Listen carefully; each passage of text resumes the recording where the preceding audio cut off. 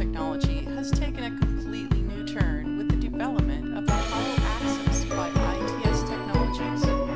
In this unit, the part is mounted and rotated inside the opening of a hollow shaft. The advantage is that you can cut on all sides of a part without anything to obstruct the wire guides. This system has a range of 360 degrees and can rotate endlessly.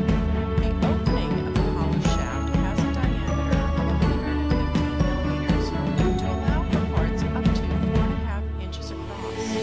Because the workpiece continuously rotates, the wire can stay perpendicular the entire time to improve stability and flushing.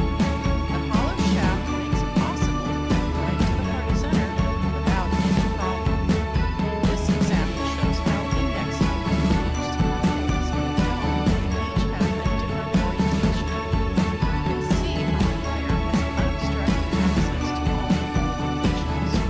The part looks like it's floating inside the shaft, but it's mounted on a customizable faceplate at the bottom.